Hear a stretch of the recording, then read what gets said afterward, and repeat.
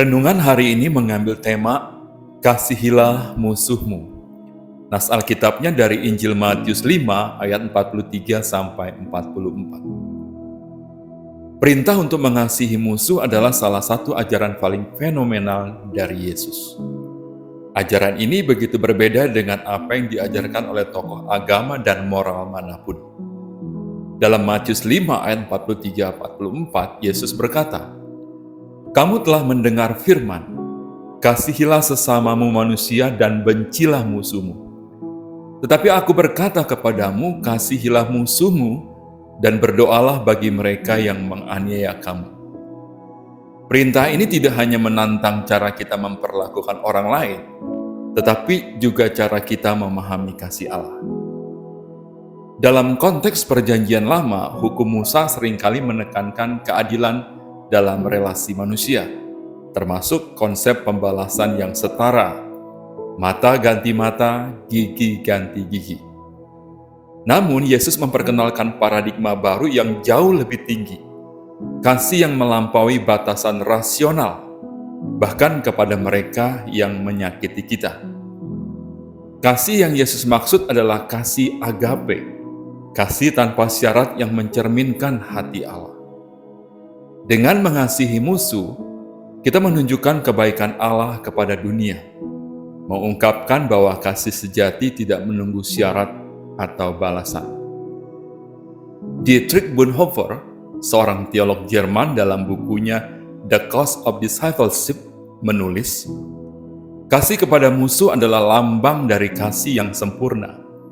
Hanya dengan mengasihi mereka yang menolak dan memusuhi kita, kasih Allah yang tak bersyarat bisa menjadi nyata di dunia. Bonhoeffer menekankan bahwa pengikut Kristus dipanggil untuk mengikuti teladan Yesus yang memaafkan orang-orang yang menyalibkannya, bahkan saat berada di penderitaannya. C.S. Lewis dalam bukunya Mere Christianity berkata, "Mengasihi musuh kita bukan berarti kita harus merasa penuh kasih sayang kepada mereka. Kasih adalah tindakan kehendak, bukan perasaan. Ketika kita memilih untuk berbuat baik kepada mereka, kita sedang belajar mengasihi seperti Allah mengasihi kita."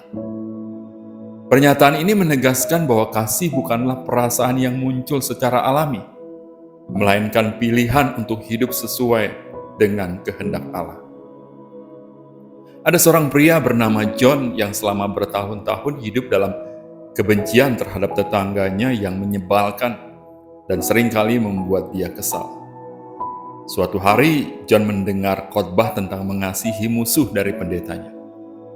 Meskipun sulit, akhirnya ia memutuskan untuk berbuat baik kepada tetangganya, mulai dari hal-hal kecil seperti menyapanya, membantu ketika ada kesulitan, hingga mendoakan mereka. Perlahan hubungan mereka berubah, sikap tetangganya yang sebelumnya bermusuhan mulai melunak, dan persahabatan pun mulai terjalin. John belajar bahwa kasih kepada musuh tidak hanya mengubah hati manusia, tetapi juga mengubah dirinya sendiri. Seringkali kita dihadapkan pada orang-orang yang menyakiti atau merugikan kita.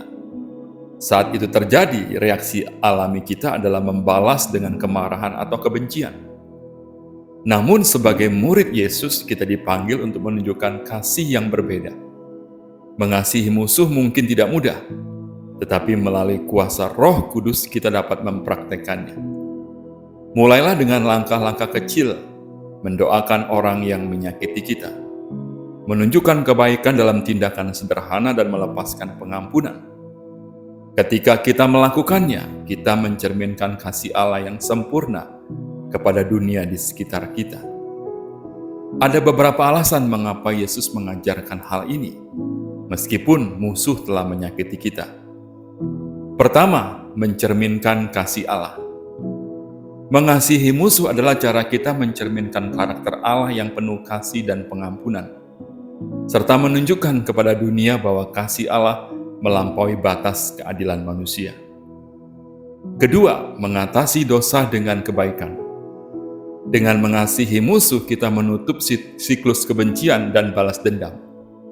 Alkitab mengajarkan janganlah kamu kalah terhadap kejahatan, tetapi kalahkanlah kejahatan dengan kebaikan. Mengasihi mereka yang melukai kita adalah bentuk kekuatan rohani yang luar biasa. Karena kasih memiliki kuasa untuk mengubah hati, baik hati orang yang dilukai maupun hati orang yang melukai. Ketiga, menjadi anak-anak Allah yang dewasa. Mengasihi musuh bukan sekedar perintah moral, tetapi tanda kedewasaan rohani. Yesus memanggil kita untuk menjadi anak-anak Allah yang dewasa, yang tidak hanya mengasihi mereka yang mengasihi kita, tetapi juga mereka yang sulit untuk dikasihi. Keempat, membawa damai dalam hidup. Kebencian terhadap musuh seringkali hanya memperbesar penderitaan kita saat kita memendam amarah atau dendam.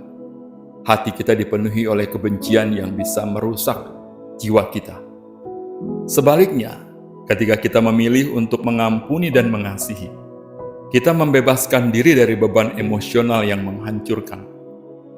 Yesus tahu bahwa hanya melalui kasih kita bisa menemukan damai yang sejati. Kelima, teladan dari Kristus sendiri. Yesus adalah teladan utama dalam mengasihi musuh. Di atas kayu salib, meskipun disiksa dan dianiaya, Yesus masih berkata, "Ya Bapa, ampunilah mereka, sebab mereka tidak tahu apa yang mereka perbuat." Dengan mengikuti teladan Kristus, kita menunjukkan bahwa kita benar-benar murid-Nya. Untuk mengakhiri renungan ini, mari kita berdoa bersama. Bapa Surgawi, kami datang ke hadapan-Mu dengan hati yang penuh kerinduan untuk mengikuti teladan kasih-Mu. Tolong kami ya Tuhan untuk bisa mengasihi bukan hanya mereka yang baik kepada kami, tetapi juga kepada mereka yang menyakiti dan melukai kami. Berikan kami hati yang penuh belas kasih dan pengampunan seperti Engkau telah mengampuni kami. Mampukan kami untuk terus mendoakan musuh-musuh kami, dan biarkan kasih-Mu mengalir melalui hidup kami, sehingga kami dapat menjadi saksi kasih-Mu yang sempurna. Dalam nama Tuhan Yesus, kami berdoa. Amin. Kiranya kasih karunia dan damai sejahtera dari Kristus selalu menyertai kita semua. Sampai bertemu lagi dalam renungan harian berikutnya. Tuhan Yesus memberkati.